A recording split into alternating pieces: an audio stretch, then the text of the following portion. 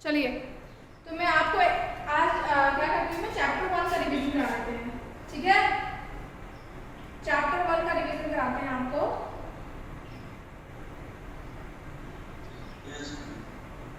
जितना रिवाइज करेगा उतना बेटर होगा आपके लिए बेटा।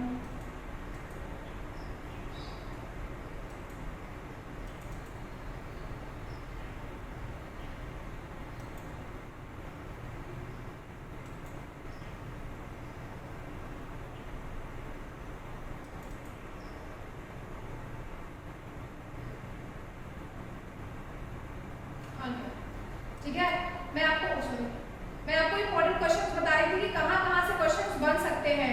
लास्ट टाइम में यही बताई थी ना कि कहाँ से फॉर्मेशन हो सकता है क्वेश्चन का, तो इसमें हम यही बताएंगे। ठीक है, कि किस जगह से आपका इंपॉर्टेंट जो क्वेश्चंस हैं उनका फॉर्मेशन हो सकता है। ठीक है, चलो देखिए, मैंने आपको बताया था इस एक्टिविटी से वही से कि why should magnesium ribbon why should be clean magnesium ribbon before burning in air. पहला क्वेश्चन ये था आपका। फिर वही कि why should be keep magnesium ribbon away from us as far as possible.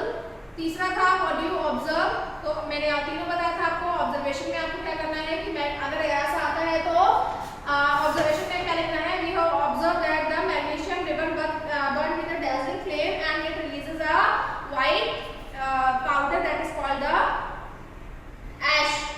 White ash कहते हैं, that is called the magnesium powder, उसको मैग्नीशियम ऑक्साइड कहते हैं।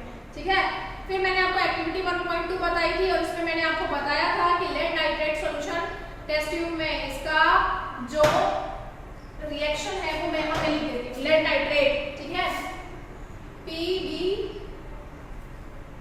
बी ऊपर नहीं होगा, इसमें ऊपर चला जा रहा है, पता नहीं क्यों, यहाँ लिख देती हूँ PB NO3 का होल ट्वाइस, लेड नाइट्रेट का पोटेशियम आयोडाइड के साथ, इसके साथ KI के साथ, तो फॉर्मेशन होगा बेटा आपका KNO3 का प्लस PBI का। ठीक है, इसका फॉर्मेशन होगा आपका KNO3 का और PBI का प्लस NO2 और NO3 की रिलीज हो सकती हैं गैसेस, क्योंकि NO3 का होल ट्वाइस है। तो यहाँ पे क्या है, NO2 रिलीज होगी वैसे, प्लस NO2 रिलीज होगी आपकी गैस जो है। तो यहाँ पे क्या है, ये रिएक्शन है। अगर आप रिएक्शन को ध्यान से देखेंगे तो पहला और दूसरा दैट इज KNO3 और PBI that is the double displacement reaction है। तो अगर क्वेश्चन पूछता है कि what are the different examples other than your book, आप ये भी लिख सकते हो। इसके अलावा अगर आपको बुक में जो है उसके अलावा कोई और एग्जांपल आता है तो आप वो भी एग्जांपल डाल सकते हैं अपने हिसाब से। ठीक है, नेक्स्ट है आपका वही जिंक ग्रेन्यूल्स है। ये एक्टिविटी है आपकी, फिगर नंबर 1.2 में है कि जिंक ग्रेन्यूल में जब हम डाइल्यूट सल्फ्यूरिक एसिड ऐड करेंगे तो क्या होगा, आपको सबको पता है हाइड्रोजन गैस रिलीज होगी because zinc is a metal and dilute sulphuric acid it is acid. और जब हम एसिड डालें, एक्सपेरिमेंट में आपको लाइव दिखाऊंगी। ठीक है, तो जब हम एसिड डालते हैं तो हाइड्रोजन गैस रिलीज होती है और जब नेक्स्ट क्वेश्चन जो आपका बनता है बेटा वो यहाँ से बनता है कि व्हाट आर द इन तीन एक्टिविटीज की वजह से आपको ये things through which we can know that the chemical reaction are taking, what are the various process और the various observations we can say that reactions are taking place. तो ये है सबसे पहला है चेंज। अब सीधे एग्जांपल के साथ बताना है। ये क्वेश्चन अगर आता है, आई थिंक ये क्वेश्चन लास्ट में आया हुआ था कि what are the different process और डिफरेंट कंडीशंस, इसको कह सकते हो आप कि what are the different conditions through which we can say that the chemical reactions are taking place. वो कौन से वेरियस रिएक्शंस है या वेरियस प्रोसेस है जिसके थ्रू आप जान सकते हो कि केमिकल रिएक्शन हो रहा है। ठीक है, तो उसमें बेटा सबसे पहला हमारा चेंज इन स्टेट है। आप लिखोगे चेंज इन स्टेट और साथ में चेंज इन स्टेट का क्या लिखेंगे, चेंज इन स्टेट का एग्जांपल लिखोगे। ठीक है, मैं एग्जांपल लिख रही हूँ, इसके अलावा अगर आपको कोई और एग्जांपल आता है तो आप लिख सकते हो। ठीक है, H2 plus O2 gives H2O। ठीक है, इसमें H2 के नीचे आप G लिखोगे, गैस है, ये भी गैस है और ये लिक्विड है, that is change in state. ये हमारा केमिकल रिएक्शन हो गया। लेकिन अगर तुम लोगों ने H2O आइस वाला जो है और H2O पानी वाला चेंज कर दिया तो it is not a chemical reaction, chemical reaction नहीं है। दूसरा चेंज इन कलर अगर आएगा तो चेंज इन कलर में वाला एग्जांपल लिख देना, Fe plus दिखाना है कलर, इसका कलर ग्रीन होता है, ठीक है, CuSO4 का कलर ब्लू होता है, ठीक, Fe का कलर ग्रीन मत दिखाना, CuSO4 का ब्लू दिखाना। कॉपर सल्फेट जो होता है उसका कलर क्या होता है, ब्लू होता है, सॉरी।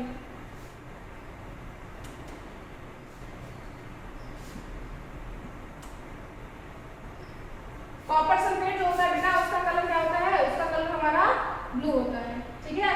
तो यहाँ पे जो रिएक्शन दिखाएंगे आपको क्या होगा, एक सेकेंड,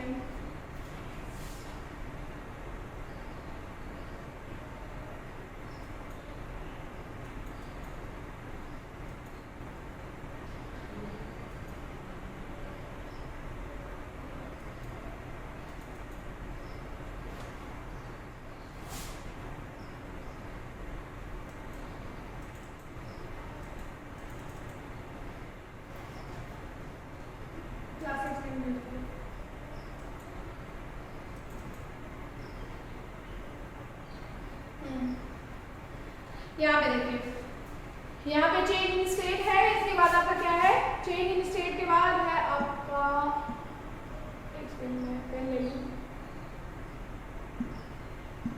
आपको स्पीड लिख रहा है ना, ठीक है। चेंज इन स्टेट में बता दिया H2O2 वाला। चेंज इन कलर में आप कौन सा एग्जांपल लोगे बेटा, FeSO4 दिखाना, सॉरी CuSO4 दिखाना, CuSO4 का कलर क्या लोगे, ब्लू लोगे, इस तरह से लिखना, ब्रैकेट के नीचे ब्लू, फिर उसका रिएक्शन Fe के साथ कराना, और नीचे यहाँ पे ऊपर आप साथ में ब्रैकेट में कॉपर सल्फेट और आयरन भी लिख सकते हो, आपका बनेगा FeSO4 that is iron sulphate. सबसे इजी एग्जांपल, इसमें कुछ नहीं याद होगा, उसको याद ही रहेगा, प्लस Cu हो जाएगा आपका, तो FeSO4 जो है इसका कलर ग्रीन हो जाएगा, तो चेंज इन कलर ही हो गया। इवोल्यूशन ऑफ गैस, यही रिएक्शन दिखा सकते हो गैस के इवोल्यूशन में, क्या है, जिंक प्लस H2SO4, ठीक है, जिंक प्लस H2SO4 क्या बना रहा है आपका, ZnSO4 plus H2, hydrogen gas release हो रही है, ये एग्जांपल दे सकते हो। इसके अलावा और कौन सा एग्जांपल, बहुत सारे एग्जांपल है, कोई भी कार्बोनेट के साथ रिएक्शन करा दो, मेटल कार्बोनेट, जैसे MgCO3 मेटल कार्बोनेट है, इसका एसिड के साथ HCl के साथ तो फॉर्मेशन होगा MgCl2 का प्लस CO2 गैस, तो इवोल्यूशन ऑफ गैस में चाहे CO2 रिलीज कराओ, SO2 रिलीज कराओ, जो रिएक्शन याद हो H2 रिलीज कराओ, वही लिखो। चेंज इन टेम्परेचर में आपका एक रिएक्शन है जो बुक में दिया हुआ है, कैल्शियम ऑक्साइड का जब रिएक्शन पानी के साथ कराते हैं, ओ गॉड, H2O के साथ कराते हैं तो ये फॉर्म होता है कैल्शियम हाइड्रोक्साइड, और जो कैल्शियम हाइड्रोक्साइड होता है उसका टेम्परेचर बहुत इंक्रीज होता है क्विकलाइन का, तो ये आपका चेंज इन टेम्परेचर में हो जाएगा, ठीक है। चेंज इन टेम्परेचर में ये रिएक्शन आप लिख सकते हैं। तो ये डिफरेंट कंडीशंस है through which we can say that chemical reactions are, these are the different reactions through we can say that the chemical reactions are taking place, ठीक है। अब इसके बाद केमिकल इक्वेशन है, इसका डेफिनेशन आता है। डेफिनेशन क्या है इसकी, the representation of a chemical equation in the form of symbol and numbers is called the chemical equation। इसमें मैग्नीशियम ऑक्साइड है, केमिकल इक्वेशन बैलेंस करना आएगा, बैलेंस कर लीजिएगा, हिट एंड ट्रायल मेथड। इसके अलावा आप दो मेथड और बता सकते हैं, that is electron ion method और ऑक्सीडेशन रिडक्शन मेथड। आप अपनी कॉपी में लिख सकते हैं कि there are 3 method to balance a chemical equation. One is the electron ion method, सबसे पहला हिट एंड ट्रायल लिखना, करना उसी से है। First one is the hit and trial method, electron ion method and oxidation reduction method.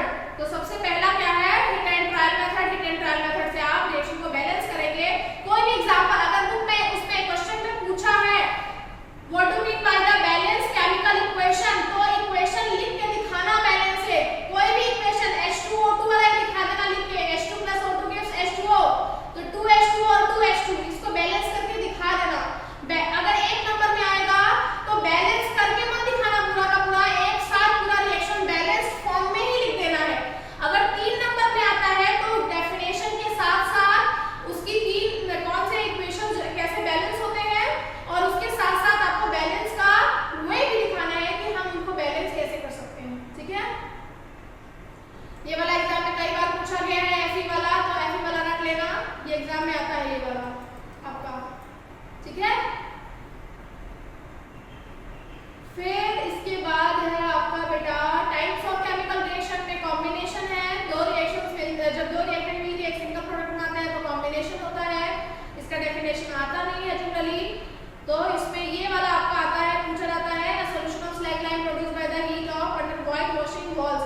तो ये question यहाँ से बनता है आपका, अगर कॉम्बिनेशन का बनेगा सीधे सीधे क्या compound X which is also used in a white washing and when it react with the gas white it form a layer which is white in colour and give a shining to the wall. तो आपको समझ जाना है कि x Y Z अपने हिसाब से अपने अकॉर्डिंग आप समझेंगे वहां पे, और इस तरह से ये रिएक्शन उसके बाद यहाँ पे लिखेंगे। लास्ट में पूछता है name the type of reaction. अगर पूछता है name the type of reaction तो आपको बता देना है this is the combination type. Apart from that combination के और भी एग्जांपल्स हैं, जैसे बर्निंग ऑफ अ कोल है, फॉर्मेशन ऑफ अ वाटर है, ठीक है। हमेशा आपका जो बेटा ये रिएक्शन है ये हमेशा एक्सोथर्मिक होता है। एक्सोथर्मिक में क्या होता है, रिलीज ऑफ हीट। तो आपके दो टाइप के रिएक्शन पाए जाएंगे, वन इज द एक्सोथर्मिक, दूसरा आपका एंडोथर्मिक है। एक्सोथर्मिक में रिलीज हीट होती है, हीट रिलीज होती है, एंडोथर्मिक में हीट एब्जॉर्ब होती है, ठीक है। Burning of natural gas is a exothermic reaction. ये क्वेश्चन लिखा हुआ है, do you know that the respiration is the exothermic process. इसमें आप लिखोगे yes respiration is a exothermic process. अगर आपने यस लिखा है तो you have to explain how the respiration is an exothermic process. कैसे आपका जो रेस्पिरेशन है that is the exothermic process कैसे होता है ये आपको वहां पे बताना है, ठीक है। एग्जांपल के साथ में अब यहाँ पे रेस्पिरेशन में जो एनर्जी दिख रही है बेटा दैट इज द, जो एनर्जी आपको यहाँ पे दिख रही है ये हीट एनर्जी होती है, ठीक है। ग्लूकोज जब आपका O2 के साथ रिएक्शन कर रहा है, जिसको नहीं याद हो रहा है उसको याद करने का मैं तरीका बताती हूँ। ग्लूकोज का रिएक्शन ऑक्सीजन के साथ करा दे तो कार्बन डाइऑक्साइड और पानी मिलेगा, ठीक है। इसका उल्टा भी कर सकते हैं। तो decomposition of vegetable into compost is also example of exothermic reaction. Mute कर लो अपने माइक को, जिसका भी माइक खुला हुआ है।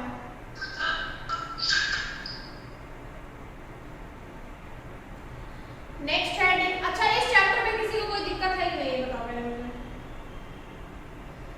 Any problem?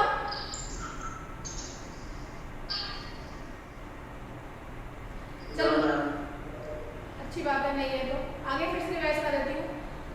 आगे यहाँ पे देखिए डिकम्पोजिशन। डिकम्पोजिशन में तीन तरह के डिकम्पोजिशन होते हैं, थर्मल डिकम्पोजिशन, इलेक्ट्रिक डिकम्पोजिशन और photolysis that is photo decomposition, ठीक है।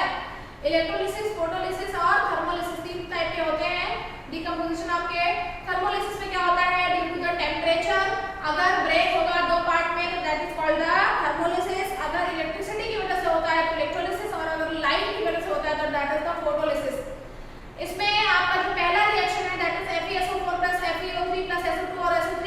अब इसमें नीचे देखो ऊपर लाइन में लिखा हुआ है, रिएक्शन के जस्ट ऊपर लिखा हुआ है, यहाँ पे देखो रिएक्शन के जस्ट ऊपर you can also smell the characteristic of order of burning of sulphur. Question यहीं से बनेगा, क्या compound X which is on heating change into the compound Y and change into its oxide, ये भी पूछ सकता है, और change into compound Y ये भी पूछ सकता है, and also releases a gas which has a characteristic order। अब कैरेक्टरिस्टिक ऑर्डर आ गया, मतलब गैस आपकी SO2 और SO3 होगी, सल्फर डाइऑक्साइड और सल्फर ट्राइऑक्साइड। ये वर्ड आपको यहाँ पे लर्न रखना है डिकम्पोजिशन रिएक्शन में, समझ में आया। कैसे क्वेश्चन पूछता है कि a compound X which is heated change into its oxide, ठीक है, change into its oxide Y। Compound कोई कंपाउंड X है जो हीट के बाद, सॉरी कंपाउंड कोई X है जो हीट के बाद Y में चेंज हुआ है और Y उसका ऑक्साइड है, ठीक है, Y ऑक्साइड है और साथ साथ एक गैस रिलीज करता है that has a characteristic order. उस गैस का कैरेक्टरिस्टिक ऑर्डर है, तो मतलब आप समझ जाइएगा कि SO2 और SO3 गैस है, ठीक है। अगर SO2 और SO3 गैस है तो मतलब सल्फेट होना चाहिए, याद रखिएगा। अगर CO2 रिलीज हो रही है ना तो कार्बोनेट होना चाहिए रिएक्टेंट में, कार्बोनेट रिएक्टेंट में होगा तभी CO2 रिलीज होगी। इसी तरह से नाइट्रेट रिएक्शन में होगा, रिएक्टेंट में होगा, तभी आपका प्रोडक्ट में क्या रिलीज होगा, NO2, ठीक है, नाइट्रोजन डाइऑक्साइड और nitrogen trioxide that is NO2 और NO3 तभी रिलीज होगा जब रिएक्टेंट में नाइट्रेट होगा, NaNO3 मतलब sodium nitrate, KNO3 potassium nitrate. तो जब तक NO3 नहीं होगा तब तक कैसे रिलीज होगा NO2 और NO3, ठीक है। इसी तरह से अगर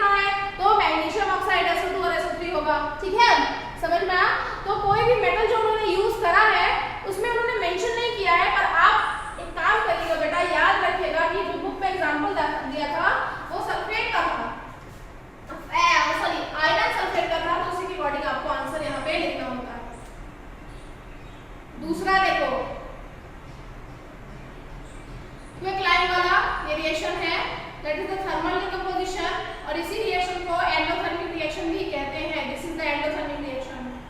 लेड नाइट्रेट पाउडर जो है वो हीट किया जा रहा है, ये देखो यहाँ पे ये रिएक्शन है। Lead nitrate is heated converted to lead oxide and nitrogen.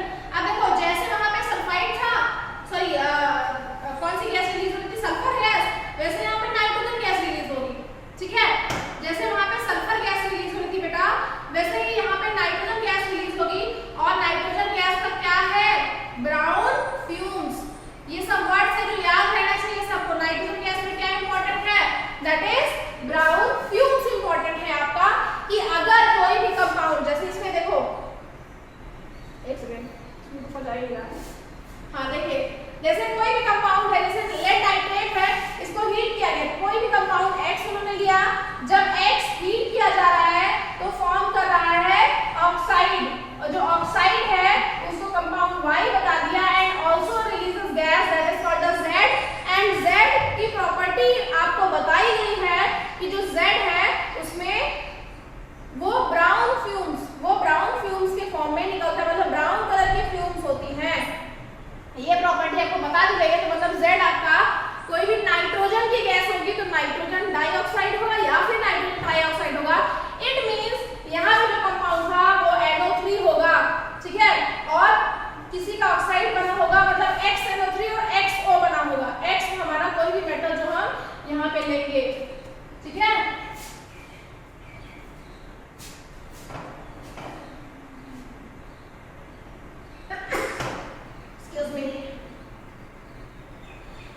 ये electrolysis that is electrical decomposition, ये क्वेश्चन बहुत आता है एग्जाम में, ठीक है। ये सबसे इंपॉर्टेंट एक्टिविटी है जो एग्जाम में बहुत बार पूछी जाती है, कंफ्यूज मत होना इसमें।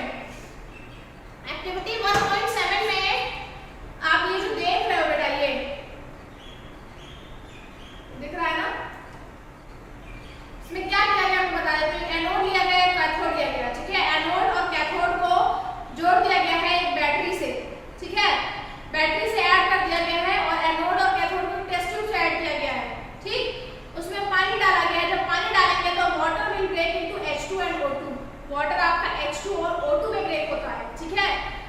H2 जो है H+ के फॉर्म में आएगा ना, H2 जो है बेटा, अगर मैं आपको समझाऊं तो देखो, मैं ट्रेन को समझाती हूँ।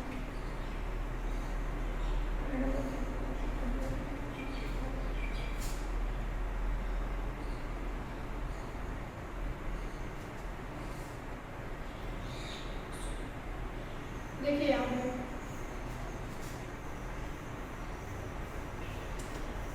ये वाली एक्टिविटी समझा दे रहे हैं क्योंकि बहुत इंपॉर्टेंट है, और कई बच्चों ने कई बार मुझसे पूछी, बहुत को तो समझ में भी नहीं आई होगी, बहुत यहाँ पढ़ के बैठे हैं जिनको समझ में नहीं आएगी एक्टिविटी क्या है।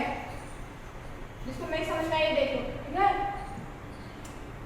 देखो क्या है, इन्होंने एक बीकर लिया है और एक टेस्ट ट्यूब लिया है, ठीक है, 2 टेस्ट ट्यूब लिए हैं, और ये इनका बीकर है, ठीक है। बीकर में इन्होंने एक को एनोड लिया है, यहाँ पे एनोड ले लो, एनोड का कौन सा चार्ज होता है, और यहाँ पे कैथोड, कैथोड नेगेटिव चार्ज होता है, कैथोड नेगेटिव होगा, एनोड आपका पॉजिटिव होगा, ठीक है। ये बैटरी से, तो बैटरी का नेगेटिव टर्मिनल इससे ऐड होगा, मतलब छोटा वाला इससे ऐड होगा, और पॉजिटिव वाला उससे ऐड होगा, तो ये इस तरह से बैटरी से कनेक्ट कर दिया हमने, ये नेगेटिव है पॉजिटिव, ठीक है। जब कनेक्ट कर दिया तो क्या हुआ, इसके रिएक्शन के अंदर हमने क्या लिया है, H2 और सॉरी H2O लिया है, H2O2 नहीं लिया, H2O लिया। H2O will break into H2 and O2, H2 किसमें ब्रेक होगा, H2 और O2 में ब्रेक होगा। अब देखो दो है तुम्हारे पास, दो आयंस है, H+ और OH-, ठीक है। लेकिन H+ और OH- से देखो अब रिलीज हुआ किसमें, H2 will break into H+ and OH-, तो ये ऑब्वियस सी बात है कि आपका H+ किस पे जाएगा, कैथोड पे जाएगा, कैथोड नेगेटिव है तो इस पे H+ इकट्ठा होता जाएगा, ठीक है, और इस पे OH- इकट्ठा होगा, ठीक, ये हो जाएगा। फिर क्या होगा, जो H2 है, H+ है ना, H+ क्या होगा, H+ दूसरे H+ के साथ मिलके H2 बनाएगा और टेस्ट ट्यूब में बाहर निकल जाएगा, H2 के फॉर्म में क्या निकलेगा, बाहर निकलेगा। इसी तरह से अब क्या होगा, जब यहाँ पे H का लेवल कम होने लगेगा तो जो OH वाला H है वो भी H इस तरफ आने लगेगा, तो यहाँ पे जो बचेगा वो O-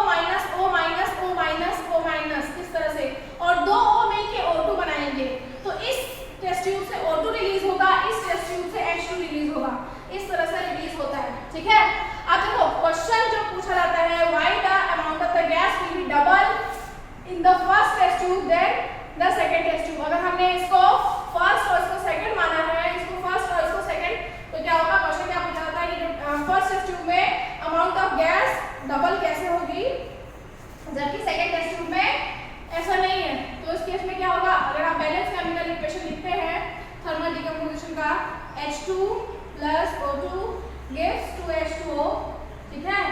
तो उल्टा लिख दो इस रिएक्शन को, मतलब एरो इस साइड बना दो तो रिएक्टेंट वो हो जाएगा आपका, तो 2H2 यहाँ पे हीट जो इलेक्ट्रिसिटी है, सॉरी इलेक्ट्रिसिटी लिखोगे तो आप देख सकते हो 2H2 ब्रेक होगा O2 और 2H2 में। यही रीजन है कि the amount of the gas will be double in the test tube first as compare to test tube second.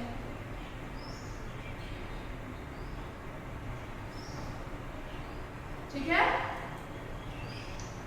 Ma'am. हाँ, ये जब आपने बताया कि जो OH माइनस और H प्लस वहाँ पे नॉट इलेक्ट्रोनेगेटिव आपको बात से एक बात बताते हैं। अच्छा देखो यहाँ पे H प्लस इकट्ठा होगा बेटा, मैं एक बार फिर से बता दे रही हूँ, ठीक है। देखो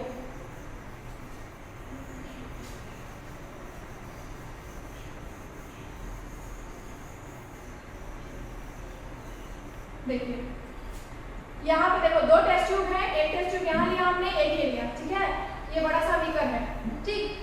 H2O जो है आपका इलेक्ट्रिसिटी की प्रेजेंस में H प्लस और OH माइनस में ब्रेक होगा, तो ठीक। एक हमने क्या लिया है, कैथोड लिया है, कैथोड नेगेटिव होता है, इसको हमने कैथोड माना है, दिस इज कैथोड, और दूसरे वाले को हमने एनोड माना है, ठीक है, एनोड माना है। तो एनोड कैथोड पे हमारा क्या जाएगा, कैथोड पे हमारा पॉजिटिव वाला जाएगा, ठीक है। जो पॉजिटिव होगा it will go on the cathode, वो हमारा कैथोड पे जाएगा। तो पॉजिटिव क्या है, H प्लस है, तो इस वाले टेस्ट ट्यूब पे H प्लस रिलीज होगा, और इस टेस्ट ट्यूब पे OH माइनस रिलीज होगा, ठीक है। अब क्या होगा, दो H प्लस एक साथ मिलके H2 का फॉर्मेशन करेंगे और रिएक्शन से बाहर निकलते जाएंगे। अब क्या होगा, एक टाइम आएगा जब आपका H प्लस खत्म हो जाएगा, और लेकिन H बाकी अभी भी है, कहाँ, O के पास बाकी है, ठीक है। तो रिएक्शन को बैलेंस करने के लिए ये O और H, जो O और H में बॉन्डिंग थी वो ब्रेक होना शुरू हो जाएगी, और OH की जो बॉन्डिंग ब्रेक होना शुरू हो जाएगी, तो ये H फिर से अपनी पोजीशन मतलब H प्लस के फॉर्म में आएगा ना, O माइनस और H प्लस के फॉर्म में जब टूटेगा तो जो ये H प्लस है फिर से अपने कैथोड पे आके H2 के फॉर्म में निकल जाएगा, और यहाँ से बचा रहेगा हमारे पास O माइनस टू का जगह, तो दो O मिला के क्या बना लेंगे, O2 बना लेंगे। तो इस टेस्ट ट्यूब से हमारा O2 रिलीज हो जाएगा, ठीक है। Okay ma'am. क्वेश्चन यही पूछा जाता है कि why the amount of gas in first test tube will be double as compared to amount of gas in second test tube। तो रिएक्शन को बैलेंस करोगे तो अपने आप ही समझ में आ जाएगा, ठीक है। फोटो इलेक्ट्रोलिसिस दिखा है, इसमें क्वेश्चन यहाँ से पूछता है AgCl और Ag plus Cl2 से पूछता है क्वेश्चन। कैसे पूछता है, इसमें वही सेम चीज कि अगर यहाँ पे इस रिएक्शन को किसमें यूज कर सकते हैं, ब्लैक एंड व्हाइट फोटोग्राफी में, तो ब्लैक एंड व्हाइट फोटोग्राफी को लेके ही क्वेश्चन पूछा जाता है कि AgCl2 सलाइड की प्रेजेंस में Ag और Cl में टूट जाता है, लेकिन अगर हम Ag की जगह Br लेते हैं तो वो ब्लैक एंड व्हाइट फोटोग्राफी में यूज होता है, ठीक है। अब देखो क्वेश्चन है यहाँ पे, what forms of energy is causing the decomposition reaction.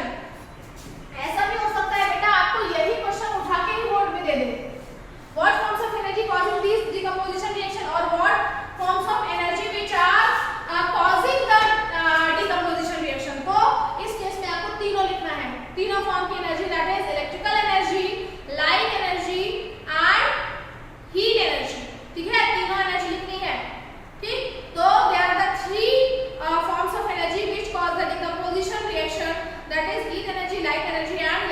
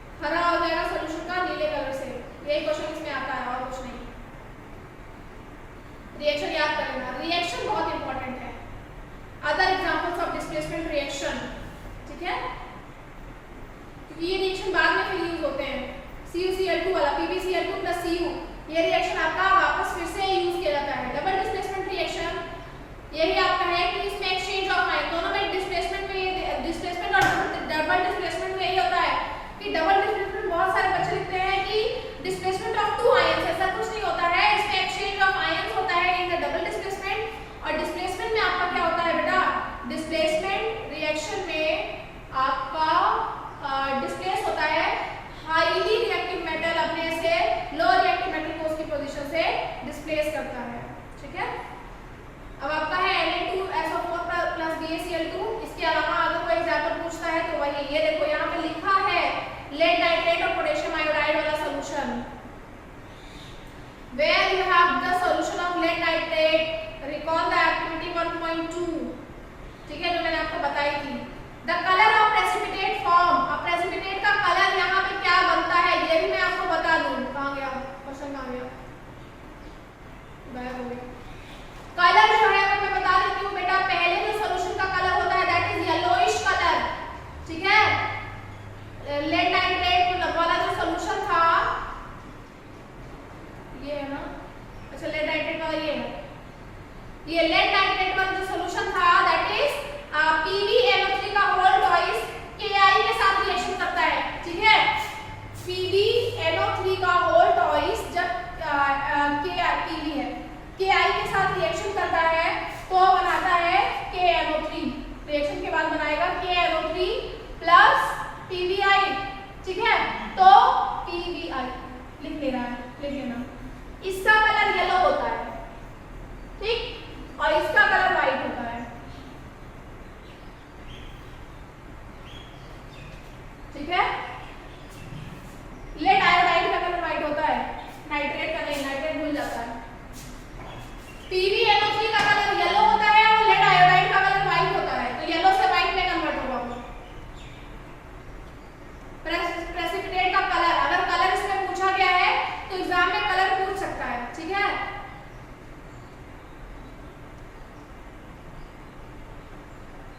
समझे बच्चा,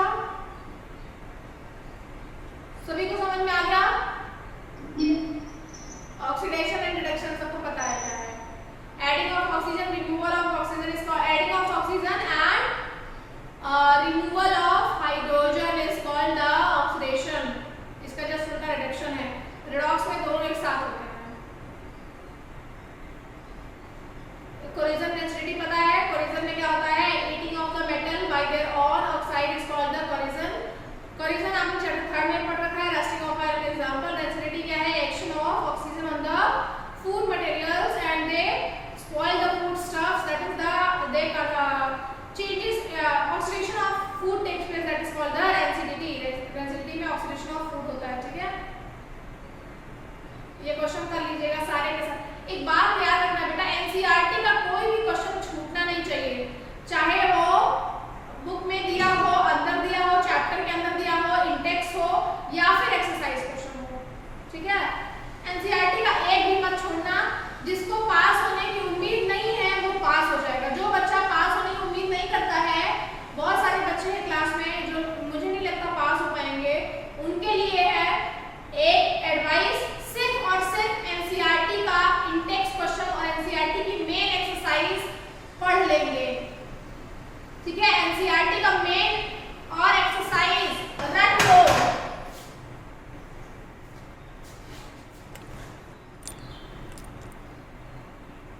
थैंक यू क्लास।